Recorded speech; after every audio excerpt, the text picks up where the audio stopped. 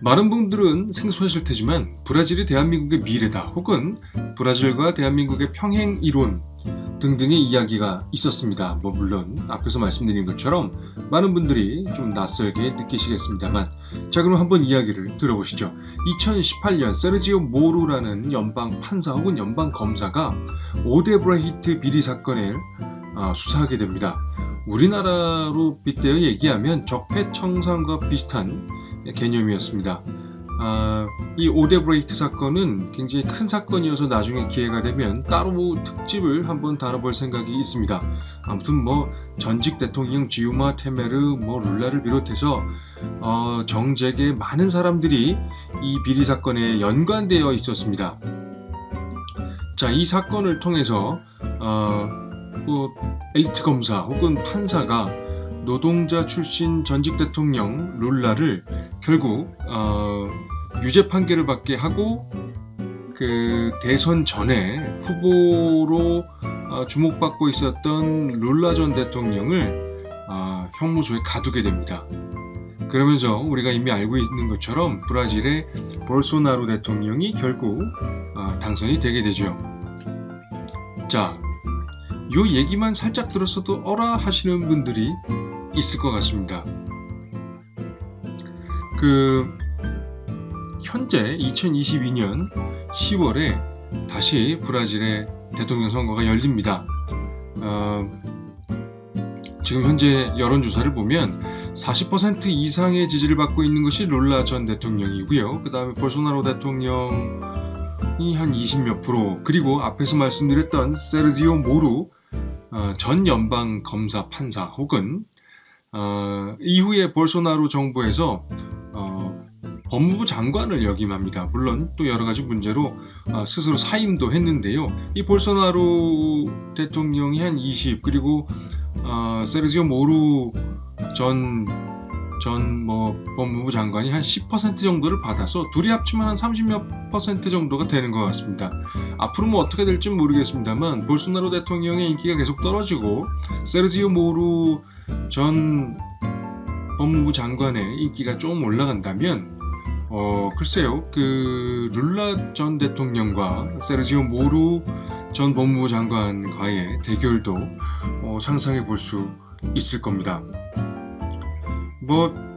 기사를 검색해보면 여러 가지 기사가 많이 나옵니다만, 2021년 1월 30일자 기사를 한번 보면 이 세르지오 모루 그 검사가 약간의 어떤 그 부정적인 방법을 통해서 룰라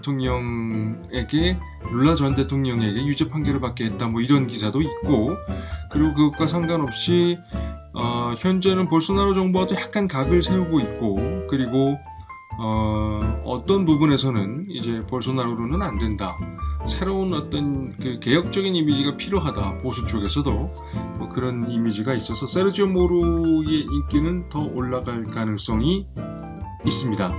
그리고 이 부분에 대해서 아주 세밀한 내용은 넷플릭스에서 The Edge of Democracy라는 다큐멘터리, 우리나라 제목으로는 위기의 민주주의라는 제목으로 다큐멘터리가 방영되었다고 하긴 좀 뭐하고 플랫폼에 이렇게 얹어져 있습니다. 그래서 넷플릭스에 가입이 돼 있거나 관심 있으신 분들은 위기의 민주주의를 보시는 게 이 부분의 이야기를 알기 위해서는 더 좋을 것 같습니다. 자, 근데 이 정도 갖고 평행 이론이니 브라질이 대한민국의 미래니 이런 얘기를 한 거냐라고 생각하실 수도 있는데요. 코로나19로 오면 좀 다릅니다. 브라질은 현재까지 확인된 확진자가 2,700만 명 정도 됩니다. 세계 3위를 기록하고 있고요. 1위는 부동의 1위는 미국, 그리고 2위는 인도, 그리고 3위가 바로 브라질입니다. 그리고 사망자로 보면은요, 세계 2위인데요. 약 63만 명 정도가 지금까지 코로나19 때문에 사망한 것으로 집계되고 있습니다. 물론 이 지표에 대해서 특히 라틴 아메리카의 케이스는 많은 국가에서 조사부터 시작해서 조사가 아니죠, 이제 검진부터 시작해서 확진되고 이런 과정에 비용이 너무 많이 발생하기 때문에 아예 이 코로나19의 레이더망에 하층민들은 좀 빠져있다 뭐 이런 얘기들이 많이 있습니다. 그래서 뭐 2배를 해야 된다는 둥, 뭐 50%는 더 해야 된다는 둥, 뭐 10%는 적어도 더 해야 된다는 둥, 뭐 이런 설들이 있는데 아직까지 확인됐다, 확정됐다라고 얘기할 수 있는 것은 아무것도 없습니다. 참고적으로 말씀을 드리면 멕시코가 한 30만 명 정도가 현재까지 코로나19로 사망했습니다. 세계 5위고요. 6위는 페루 한 20만 7천여 명 정도가 지금 사망한 걸로 존 호키스 대학의 통계를 보면 나오는데요. 이게 뭐 그냥 숫자만 말씀드렸습니다만 실제로 이런 숫자의 사람들이 죽었다고 생각을 해보면 정말 이게 상상하기 어려운, 저 개인적으로 상상하기 어려운 상황이긴 합니다. 이런 상황임에도 불구하고 지금 브라질은 이제 위드 코로나로 완전히 들어간 것으로 보입니다. 그리고 우리가 라틴 아메리카 사람들의 낙천적인 면 뭐 이런 얘기를 할 때가 많이 있습니다. 그런 게 어쩌면 지금 우리에게 필요한지도 모르겠습니다. 오미크론이 정말 맹위를 떨치고 있는 2022년 2월, 자, 라키스 TV에서 보내드리는 엔트레비스타 코로나19 파노라마, 다음으로 만나볼 국가는 바로 남미의 맹주 브라질입니다. 자, 그리고 브라질의 특파원을 한번 불러볼 텐데요. 저 개인적으로는 굉장히 좀 느낌이 묘했습니다. 뭐 저랑 대학 생활을 같이 했고 뭐 1년 후배기는 합니다만 함께 20살 때를 같이 보냈던 친구여서 좀 더 오랜만에 또 연락이 닿았고, 그리고 또 이런 기회를 통해서 우리가 온라인으로 이렇게 얘기를 할 수 있어서 좀 약간 감개무량합니다. 자, 그러면 우리 브라질 특파원의 이야기를 좀 들어보겠습니다. 간단한 자기소개와 더불어 2002년 연초 브라질의 어떤 스케치, 대략적인 상황들을 좀 소개해 주셨으면 좋겠습니다. 저는 브라질에 있는 한 금융기관에서 주재원으로 만 5년째 일하고 있는 한욱현이라고 합니다. 2019년에 처음으로 코로나가 확산된 이후에 계속 브라질에서 체류하고 있고요. 나름 방역에 철저했음에도 불구하고 델타에 이어 올해 2번째 코로나 확진 후에 이제 막 자가격리에서 벗어난 상태에 있습니다. 코로나를 2번이나 걸리고도 제 경우에는 정말 운 좋게 지금 목이 좀 칼칼한 것 빼면 비교적 건강한 상태로 회복이 되었는데요. 나름 후기를 남긴다면 델타는 정말 걸릴 것이 못 되고요. 오미크론은 좀 그래도 견딜만 했던 것 같습니다. 델타의 경우에는 굉장히 몸도 많이 아프고 열도 좀 나고 그랬었는데 오미크론은 좀 이렇게 목이 칼칼하고 목감기 증상 그런 거 빼면은 좀 짧게 앓았던 것 같아요. 브라질의 현재 상황을 좀 말씀드리면요. 연초 브라질은 작년 하순 전 국민 2차 접종 완료한 이후에 많이 나아진 상황입니다. 쇼핑몰은 제가 어제 오랜만에 나가봤는데 코로나 이전만큼 사람들이 많아진 지 정말 오래고요. 극장도 정상적으로 상영하고 있습니다. 현재 대규모 집회를 제외하고 모든 모임들이 허용되고 있는 상황입니다. 이곳은 현재 여름인데요. 해변 또한 이미 작년 하순부터 규제가 풀려갔고 노마스크로 여름을 만끽하는 인파로 가득합니다. 차량 통행도 많아져서 주말과 평일할 것 없이 상파울루 시내에서는 교통체증이 코로나 이전만큼 늘어난 상황입니다. 다만 아직까지는 마스크를 어느 정도 착용하고 사람들 간의 베이주라고 하죠. 브라질식 인사로 포옹하고 양쪽으로 볼키스하는 그런 밀착하는 행위까지는 잘 보여지진 않고 있습니다. 전반적으로 거리도 다 활력을 잘 찾았고요. 그리고 관광지도 지금 예약이 어려울 정도로 사람들이 많은 것 같아요. 정말 저랑 비슷한 감정을 느끼신 분들이 많이 있을 것 같은데, 극장, 해변, 노마스크, 활력, 관광지에 예약이 꽉 차고 이런 단어들을 듣는데 모르겠습니다. 굉장히 좀 동경도 되고 뭉클하기도 하고 그렇습니다. 자, 그러면 코로나19와 관련해서 현재 상황이 어떤지 좀 말씀해 주셨으면 좋겠습니다. 특히 오미크론이 대유행하고 있는 현재 브라질의 상황을 설명해 주시고요. 저는 매번 물어봅니다만 브라질 사람들이 마스크나 개인 방역에 대해서 지금 현재 어떻게 하고 있는지, 그 다음에 미접종자, 60세 이상 고령자, 18세 미만 혹은 또 유아 청소년들 백신을 지금 안 맞고 있거나 권장되지 않는 사람들, 뭐 이런 사람들은 지금 어떻게 지내고 있는지, 그리고 우리가 또 브라질 하면 빼놓을 수가 없죠. 아마존을 비롯한 그 오지들이 많이 있지 않습니까? 그래서 그 오지 상황은 어떤지 좀 아시는 대로 말씀해 주시면 좋겠습니다. 현재도 뭐 한국에 오미크론이 유행하고 있다고 하는데요. 브라질은 사실 이슈가 안 되고 있죠. 그 뭐 중증 환자가 나와야 뭐 이슈가 되는데 사실은 여기서는 뭐 한국과 비교해서 그렇게 방역을 철저히 한 것도 아니고 이미 뭐 위드 코로나 체제로 먼저 이행을 했기 때문에 아마도 한국보다는 더 훨씬 많이 대유행하고 있을 거라고 생각은 됩니다. 따로 뭐 현지 언론이나 무슨 정부기관에서 오미크론을 특별히 관리하거나 뭐 그런 것은 아니고요. 다만 뭐 저희가 그래서 한국계 주지상사들의 어떤 현황만 보면은 그 방역에 비교적 현지 업체보다는 많이 신경을 쓰는데도 현지 직원들 사이에서 많이 퍼져가지고요. 거의 주변의 모든 업체에서 다수의 확진자들이 매주 나오는 상황입니다. 다들 쉬쉬하긴 하는데 현지에 그 한국 식당이 몇 군데 없어서 그 한국 식당을 가면 거의 매주 얼굴들 다들 보거든요. 근데 어느 날 보면 갑자기 특정 회사분들이 단체로 안 보이는 경우가 자주 있어요. 그게 이제 빈도가 요즘 들어 좀 심해졌는데 뭐 그러면 이제 다 이해하는 거죠. 뭐 서로 저기 걸렸구나. 뭐 그렇게 이해하는 분위기가 지금 현재 형성되어 있습니다. 그런데 뭐 한국처럼 특별히 뭐 기사화되거나 뭐 이슈화되지는 않습니다. 아마도 뭐 중증 환자가 뭐 그다지 없어서 그런 것 같습니다. 주변 증언으로는 예전 델타 때보다는 뭐 저도 마찬가지로 겪었지만 훨씬 더 가볍고 또 짧게 앓고 있어서 업무 복귀 또한 또 빠르다고 하네요. 마스크 착용에 대해서 말씀드리면요. 브라질 경우에는 그 사람들이 좀 이렇게 정부나 지침, 정부의 어떤 지침이나 그 다음에 규정 같은 거에 매우 좀 잘 따르는 분위기예요. 뭐 아무 생각이 없는 사람들 빼고는 여기 좀 그 벌금이 있다 싶으면은 그 벌금이 좀 여기 현지 생활 수준에 비해 높기도 하고 또 대부분이 좀 이렇게 유순한 편들이라서 일부 좀 저희 현재 그 대통령 볼소나루 그 극성팬 지지자들 빼고는 그 노마스크로 시위에 나서기도 하는데요. 대부분 이제 그런 사람들이 대부분의 국민들이 제가 한번 물어봤는데 그런 사람들 보고 뭐 미쳤다, 좀 창피하다, 뭐 이런 반응을 대부분 보이고 있고요. 그리고 뭐 스스로 그런 사람들에 대해서 부끄러워하고 그리고 자기들이 알아서 그 방역에 힘쓰는 분위기입니다. 다만 그 코로나 상황이 피부로 와닿는 정도가 약해져서 그런지 형식적으로 마스크를 좀 착용하는 것 같아요.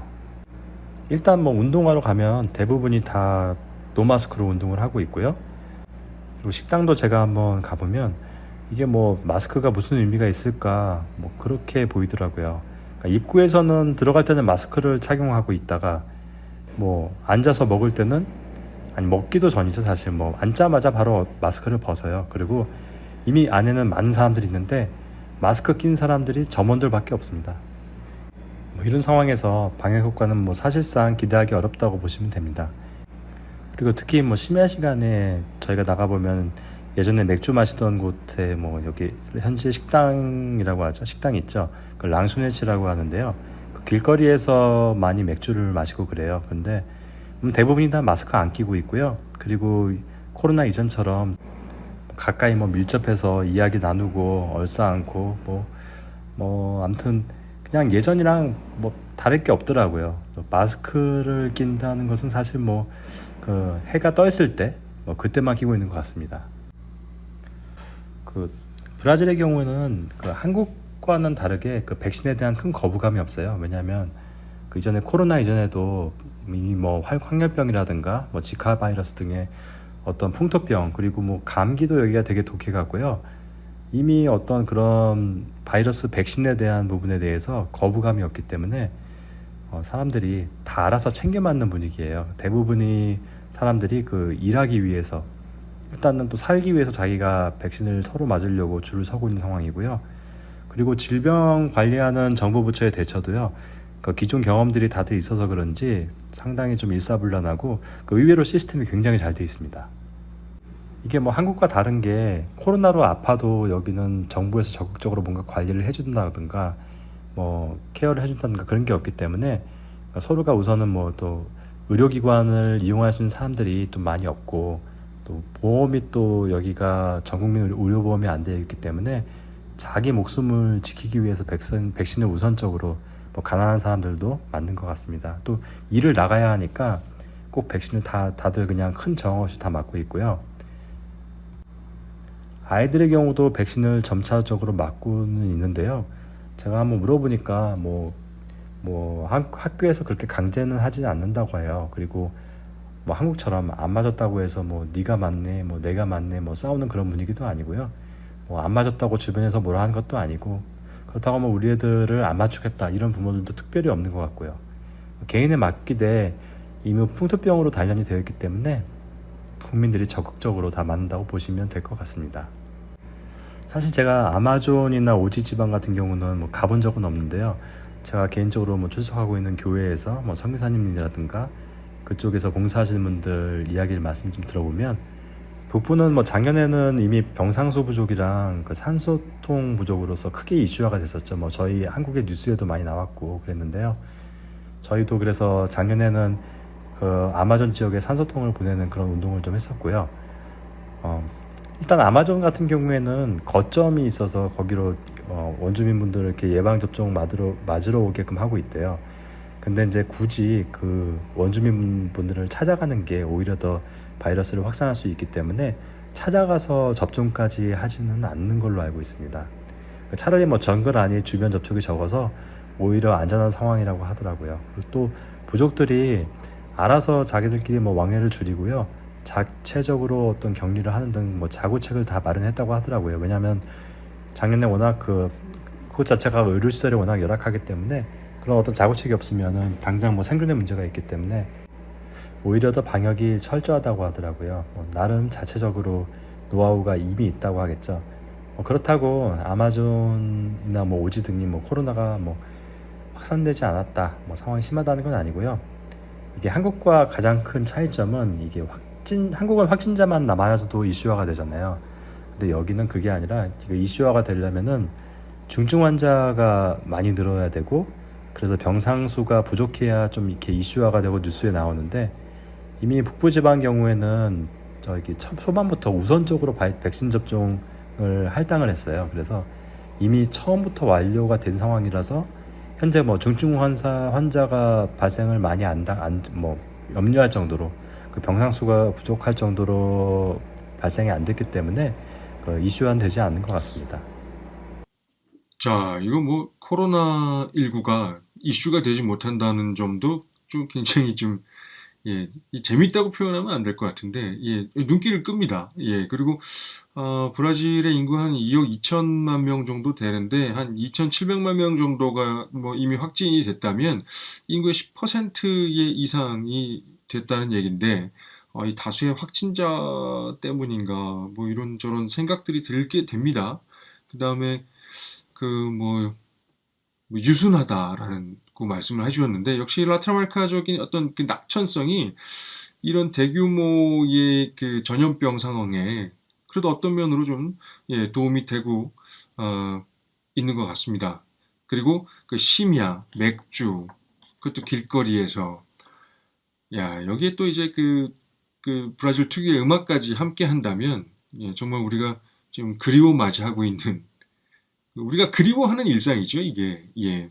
그리고 우리가 또 주목해 봐야 될 것은 지역적인 특징이라고도 할 수 있을 것 같은데, 열대 풍토병들의 경험이, 이런 어떤 그 대규모 전염병의 유행에서, 굉장히 경험치를 제공해 주고 있다. 그 다음에 굉장히 체계적으로 대응하고 있다는 점도 주목이 됩니다만, 역시 그 정부에서 뭐, 나서서 뭔가를 하는 것이 아니라 개개인들이 자율적으로 한다는 것도 좀 시사하는 바가 적지 않은 것 같습니다. 자, 그러면 만약에 의심 증상이 있을 경우 뭐 예를 들어서 뭐 지금은 우리나라도 이제 PCR 검사를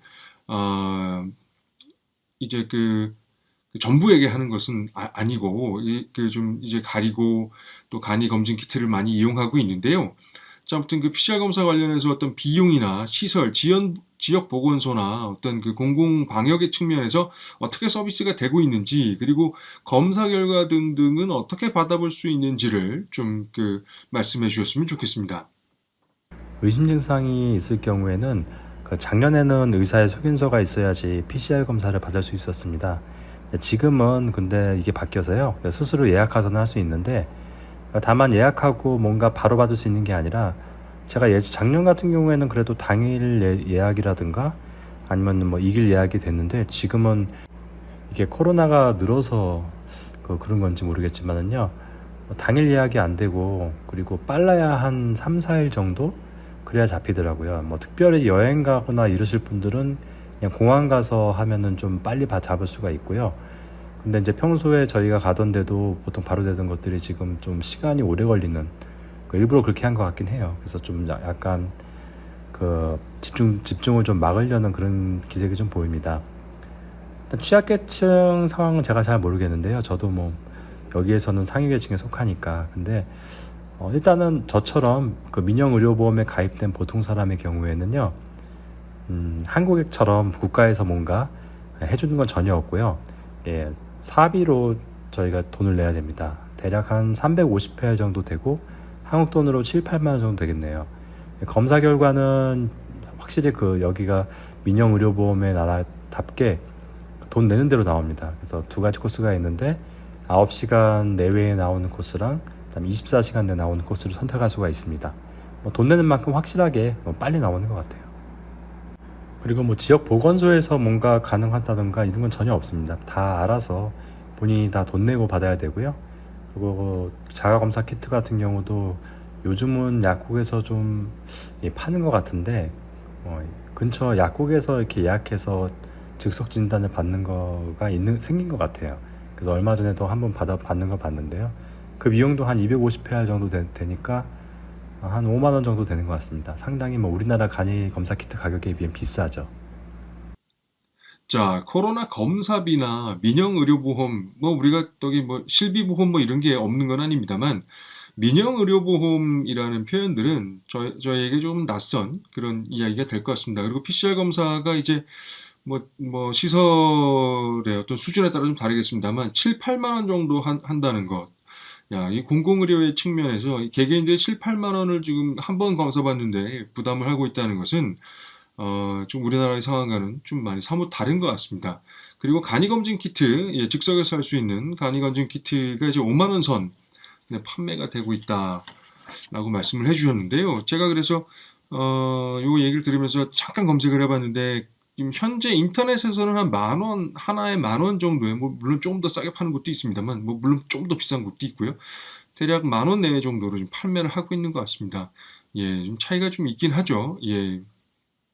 그래서 뭐 좋은 점도 있고, 현재 상황, 특히 라틴 아메리카의 많은 국가들의 상황이 또 이렇게 우리나라의 상황과는 좀 차이가 있어 보이기도 합니다.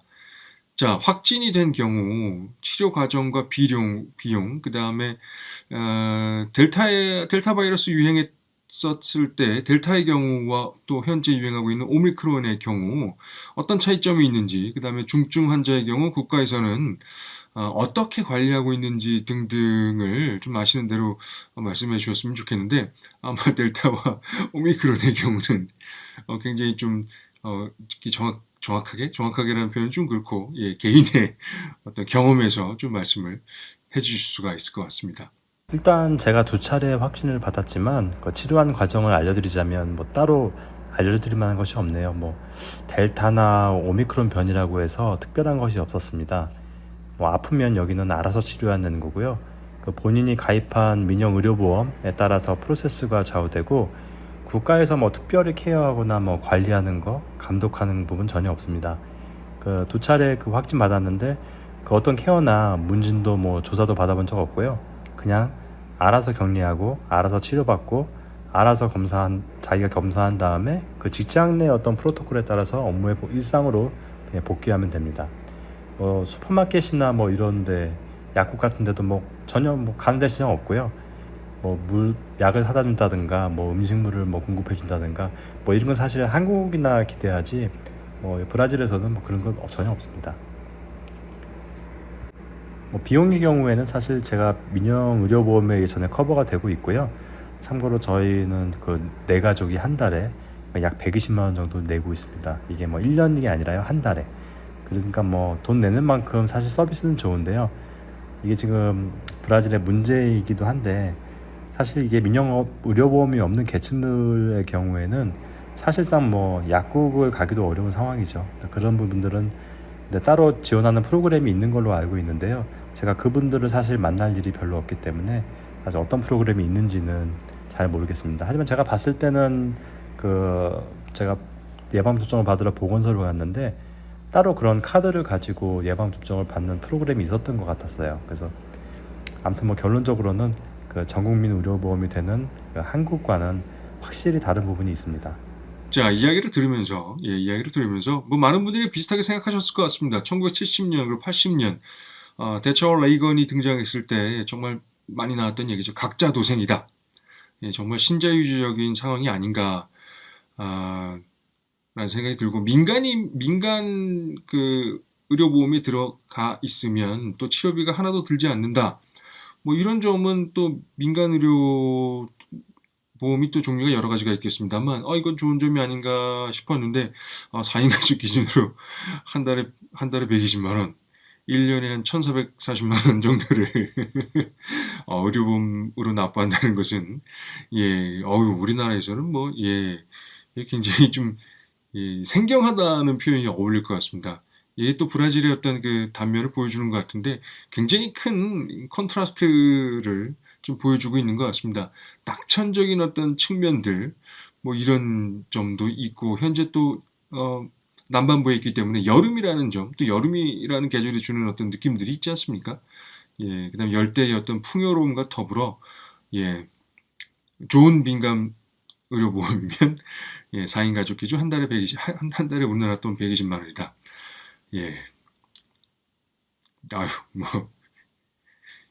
굉장히 좀, 예, 서로 다른 어떤 느낌들을 주고 있습니다. 자, 백신 접종에 관련해서 좀 더 구체적으로 좀 여쭤보고 싶은데요. 현재 사용하고 있는 백신의 종류가 어떤지, 브라질은 어떤 백신을 사용하고 있는지, 그 다음에 백신 접종 비용이 있는지, 그 다음에 현재 부스터샷의 경우는 공식적으로 추진이 되고 있는지 등등이 좀 궁금합니다. 그리고 추진되고 있다면 어떤 백신을 좀 사용하는지도 설명해 주셨으면 좋겠습니다.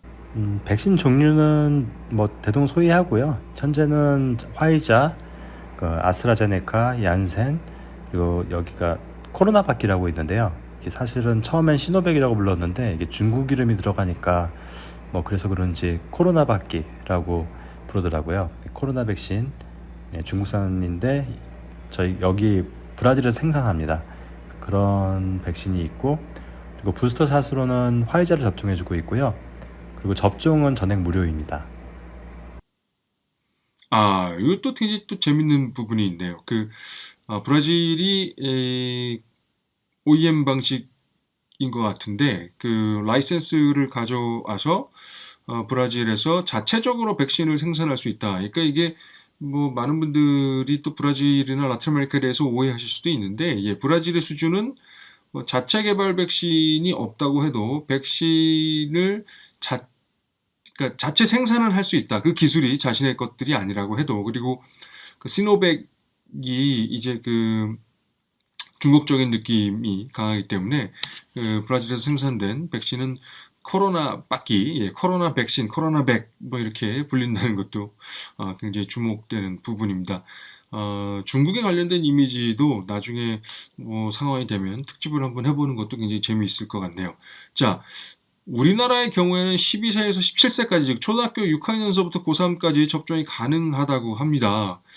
예, 이 사실 또 그 여러 가지 부작용들의 보고가 있는 상황에서 부모님들이 그 토끼 같은 자식들에게 이 백신을 맞으려고 한다는 것이 뭐 쉽지 않을 것이라는 것이 뭐 부모의 입장에서 이해 안 가는 건 아닙니다만, 예, 현재 상황은 좀 어떤지 좀 말씀해 주셨으면 좋겠습니다. 어떤 문제가 있는지, 뭐 우리나라의 경우에는 현재 지금 어린이집이나 유치원, 뭐 초등학교 좀 저학년들 쪽에서 집단 감염이 굉장히 많이 벌어지고 있고, 그리고 이제 밀접 접촉자들을 그 검사하기 위해서 뭐 보건소에는 아주 길이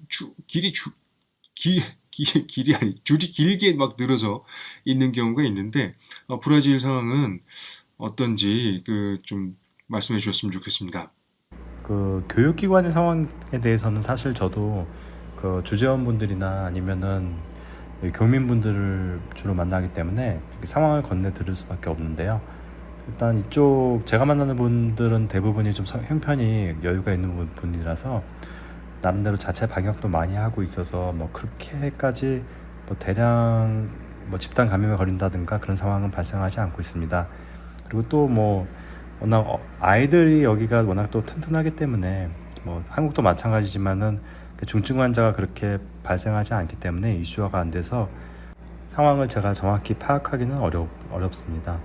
다만 이제 교육기관 상황을 좀 말씀을 드리면 따로 뭐 백신 패스를 강요한다든가 아니면 백신을 맞지 않으면 뭐 출석을 못하게 한다든가 뭐 그런 사태는 없습니다.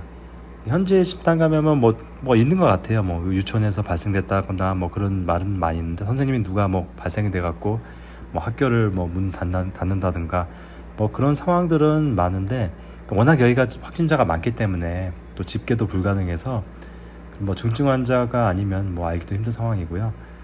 딱히 뭐 피부로 느끼지는 못하고 있습니다. 다만 이제 학부모들이 좀 이렇게 배우신 분들은 대부분이 이제 의무감을 가지고 접종을 하거나 뭐 그렇게 하고는 있는데요. 그렇다고 뭐 접종하지 않은 학생들을 배제시키거나 뭐 그러지는 않고요. 뭐 한국 분들은 조금 다르더라고요. 한국 분들은 저 집은 왜 안 맞추나 뭐 이렇게 그런 분들은 좀 간혹 계신데 뭐 그건 제가 뭐 의사소통의 문제일 수도 있겠지만 다만 제 주변 우리 브라질 직원들한테 물어보면은 뭐 맞추지 뭐 나쁜 거겠어 뭐 이런 정도. 그리고 맞춰서 우리 아이도 안전하게 되면 좋고 우리 뭐 가족들이 안전하니까 좋아 뭐 이런 식으로 대부분 접종을 시키고 있는 그 부분이 있고요. 그 상파울루 같은 경우에는 이미 그리고 성인 백신 접종률이 거의 100%에 육박해서요.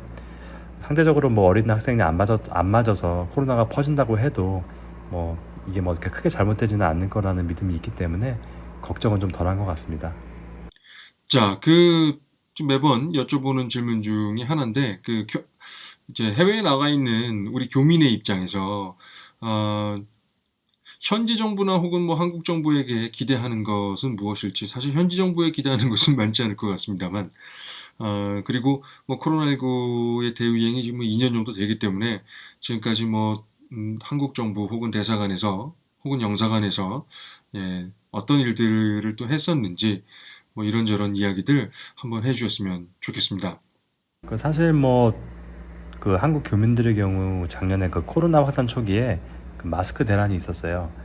코로나 이전까지만 해도 사실 브라질이 뭐 마스크라는 건 사실 그게 강도들처럼 뭔가 얼굴을 가려야 되는 사람들 아니면 어디에 좀 얼굴에 흉터가 있거나 뭔가 아픈 사람들이 이제 쓰는 거 뭐 그런 인식이 있었기 때문에 사실상 마스크를 시중에서 보기가 어려웠습니다. 그래서 그만큼의 그 폭발적인 수요가 있었는데 그에 대비해서 공급이 없어갖고요. 그 한국 교민들이 그때그때마다 마스크를 그 한국 친지들로부터 이렇게 뭐 아름아름 구하거나 아니면은 그 한인타운에서 그 중국산 제품들 들어온 게 있어갖고요. 그 저렴한 중국산 제품들 써야 되는 경우가 있었습니다. 그때 이제 대한민국 영사관에서 일괄로 저렴하게 마스크를 구입해서 그 교민들한테 배부를 했는데요. 참 반응이 좋았던 것 같았습니다. 저도 뭐 자랑했죠. 우리 한국 정부에서 이렇게 질 좋은 한국 마스크를 이렇게 나눠준다. 한번 니네 비교해봐라. 중국산이랑 비교되지 않냐. 뭐 이러면서 굉장히 좀 뿌듯했던 기억이 있었습니다. 근데 이제 코로나가 좀 장기화되면서 사업상 또는 가족 방문을 이렇게 주기적으로 해야 되는 분들이 한국을 이제 들어가게 되면은 뭔가 이제 브라질에서 왔다 그러면은 위험한 국가에서 왔다는 취급을 받는 것이 좀 서러우셨던 것 같아요. 친척들도 뭐 브라질에서 왔다고 하면 아이고 뭐 만나자 이러면은 아이고 됐어 뭐 전화로 이야기하면 되지 뭐 꼭 굳이 말 떠나려고 그래 이러면서 사회 전반적으로 뭐 경계 시선으로 바라보는 게 좀 있었는데요.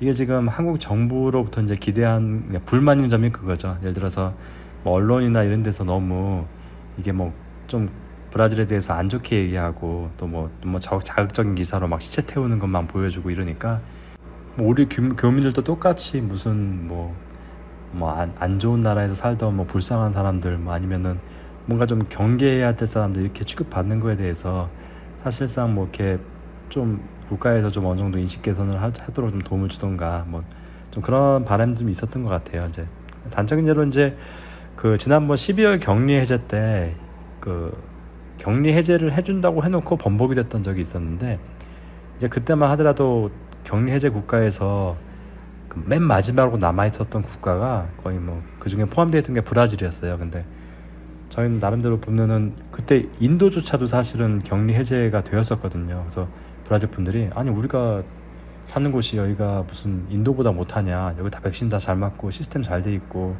다 무슨 어플로도 관리도 되고 굉장히 좋은 국가인데 그러니까 무슨 인도도 해제를 하는데 브라질만 격리 대상국으로 남겨놓느냐, 뭐 그래서 좀 영사관에다가 이 부분을 많이 민원을 넣으셨던 것 같아요. 네, 그리고 지금 보면은 그 진단 키트가 여기가 아직까지는 그 개별적으로 구해야 되는데 이게 지금 수입을 하게 되면은 100% 개인적으로 받는 거죠. 그러니까 한국에 아는 사람들한테 뭐 DHL로 받는다는가 뭐 이랬을 때 100% 압수당합니다. 여기 현지에 그 뭐죠? 안비자라고 그래서 그 의료기 관련해서 승인을 받아야 되는데 그 승인을 거치지 않았다는 이유로 다 압수를 당하고 뭐 그런 상황입니다. 그래서 뭐 이런 부분들은 사실 그 우리 지난번 마스크 대란 때 영사관에서 풀어줬던 것처럼 한번 뭐 대량으로 영사관 차원에서 이것 좀 수입할 수 있게 좀 도와주신다든가 뭐 그런 도움을 주셨으면 좀 감사할 것 같습니다. 이제 뭐 이제 전공자들이나 좀 지역을 좀 아시는 분들, 여행을 본 분들은 좀 많이 아시겠지만, 브라질이 뭐 GTA 무슨 오락에서 나오는 것 같은 뭐 무법천지처럼 뭐 표현되는, 예, 그런 경우가 많이 있죠. 미디어에는 그런 모습이 많이 나오는데, 사실 우리나라는 좀 뭐 덜합니다만, 뭐 어딜 가던 우범지대라는 것이 있고, 그리고 위험한 곳은 다 있죠. 그리고 브라질은 남미의 맹주라고 하는 것은 비단 축구 실력만을 놓고 하는 것은 아닙니다.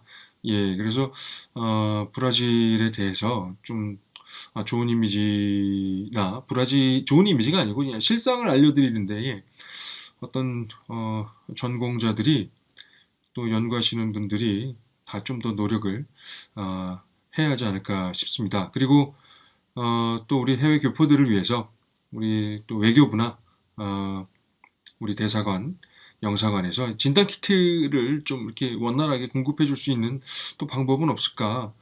또 뭐 이런 생각이 듭니다. 그리고 남미의 맹주라는 측면에서 마지막으로 이런 거 한번 질문 드려보고 싶습니다. 현지에서 베네수엘라 등 뭐 베네수엘라만이 아니라 브라질에는 남미에서 이주해온 사람들이 굉장히 많이 있죠. 그래서 남미 이민자들에 대해서 어떤 차별은 없는지, 그들을 어떻게 대하는지도 굉장히 궁금합니다. 예, 아르헨티나나 브라질의 경우 과연 이 남미 이주민들을 어떻게 대하는지 이제 주목을 하고 있는 부분이거든요. 그리고 뭐 일단 금융기관에서 이렇게 일을 하고 계시니까 2022년 혹은 그 이후까지 브라질 미래의 전망을 어떻게 보시는지 뭐 이것도 한번 말씀해 주셨으면 좋겠습니다. 저도 동네에서 그 베네수엘라 난민분들께서 이렇게 그 배가 고프고 일자리가 없다라고 목에 판을 걸고 다니는 걸 자주 봤는데요. 사실 뭐 그게 진짜 그런지 안 그런지 많이 의심은 되지만 브라질 같은 경우에는 그렇게 의심을 하기보다는 돕는 사람들이 아직까지 많은 것 같아요. 그래서 그 브라질에는 굶어 죽는 거지는 없다라는 말들이 있는데 그만큼 이제 그 약자에 대한 배려가 일반화된 나라고요. 그리고 워낙 또 그 국민성 자체가 동정심이 많고 또 열려 있어서요. 차별을 제가 개인적으로 본 적은 없는 것 같아요. 워낙 여기 자체가 다민족 국가고 그리고 뭐 여러 계층들이 워낙 또 서로 못 사는 분도 많고요. 그러니까 그렇게 뭐 서로 돕고 이렇게 지내지 뭐 누구를 배척한다거나 뭐 그런 거는 제가 사실상 저는 본 적은 없는 것 같습니다. 심지어 제가 사는 아파트의 그 입주자 회의에서도요, 주기적으로 이런 난민들에 대해서 동네 주변에 좀 있나 봐요. 그래서 그런 분들에 대해서 좀 돕자고 뭐 필요한 물품들을 모으고 뭐 돕는 글도 있고요. 그다음에 또 일자리 자체도 줄 수 있으면은 제공을 해주자. 그래서 뭔가 일거리도 만들어주고 이런 분도 계신 것 같아요. 그래서 일반 대중들에 대한 그런 차별적인 시선은 좀 드문 것 같고요. 다만 뭐 어느 나라에도 있겠지만 그 저희가 알지 못하는 어떤 노동 현장에서 그 착취나 차별이 있을 수는 있겠죠. 브라질의 그 2022년 미래는 이 브라질 자체가 워낙 커서 이 브라질 경제권 하나가 사실상 남미 전체랑 맞먹는 규모라고 볼 수 있습니다. 2022년 물가 인상률을 잡아야 된다는 그런 과제가 있긴 한데 뭐 내수 경제만 회복이 돼도 여기는 뭐 충분히 먹고 살 수가 있고요.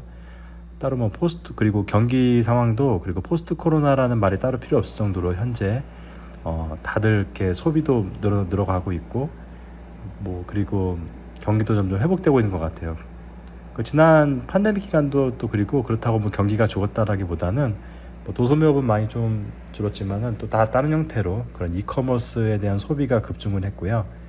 특히 그 핀테크 기업이 브라질이 굉장히 약진했습니다. 그래서 여기가 남미나 아니면 전 세계 핀테크 경쟁력 순위가 상당히 높은 걸로 저희가 알고 있습니다. 그래서 시장이 굉장히 성장하고 있는 상황이고요. 이런 어떤 큰 시장에서 저희가 물가 인상률이랑 그다음에 그 실업률만 잘 해결하면 물론 이제 내년에 그 룰라 전 대통령이 다시 집권한다는 말이 있는데요. 뭐 그래도 이게 브라질이라는 시장의 포텐셜은 언제나 좀 존재하는 것 같아요. 중장기적으로 계속해서 성장할 가능성이 있다고 봅니다. 자, 지금 말씀해 주신 걸로만 보면, 예, 그 라티노 형제, 그런 것이 과연 존재하는가? 뭐 어떤 분들은 존재한다고 하고 어떤 분들은 뭐 아니라고 하고 막 이런저런 뭐 개인적인 경험에 대해 따라 뭐 다르게 말씀하실 수가 있을 것 같습니다. 하지만 브라질에는 그래도 살아있는 라티노 형제가 있다는 거 말씀해 주셨습니다. 쿠바와 비슷하게 쿠바는 완전히는 아닙니다만 좀 다른 측면이 있는 국가이긴 합니다만 차별이 없다, 인종적인 차별이 그리 많지 않다라는 것. 뭐 내면적으로 있다고 해도 외부로 표현하고 있지는 않다. 적어도 뭐 이렇게 말씀 드릴 수 있을 것 같고, 그리고 뭐 델타와 오미크론을 이거 웃으면 안 되는데 다 경험하신 분인데 아주 목소리가 담담하게 말씀해 주셔서 굉장히 감사하게 생각합니다. 그리고 핀테크 이커머스가 지금 코로나19 대유행 상황에서 브라질에서 점점 각광받고 있다는 것도 굉장히 국내에는 많이 알려지지 않은 정보인 것 같습니다. 자, 지금까지 좋은 말씀 해주셔서 대단히 감사합니다. 그리고 지금까지 저는 부산외고대학교 중남미지역원의 최명호였습니다. 다음에 또 다른 국가 이야기 그리고 또 다른 컨텐츠를 통해서 인사를 드리겠습니다. 자, 그리고 마지막으로 그 라키스가 뭐냐 이렇게 물어보시는 분이 있는데요. Latin American Knowledge and Information Service의 줄임말입니다. 저희 지역원의 어떤 굉장히 중요한 포인트 중에 하나인데요. 저희가 그 웹상에 라키스라는 홈페이지를 통해서 국내에서 유통되고 있는 거의 모든 라틴 아메리카 관련 정보들을 다루고 있습니다. 그래서 국내에서 라틴 아메리카 관련 정보를 알고 싶으시다면 lakis5r.kr로 방문해 주시면 됩니다. 거기에 많은 정보들이 이제 계속 그리고 컨텐츠들도 올라갈 예정입니다. 감사합니다.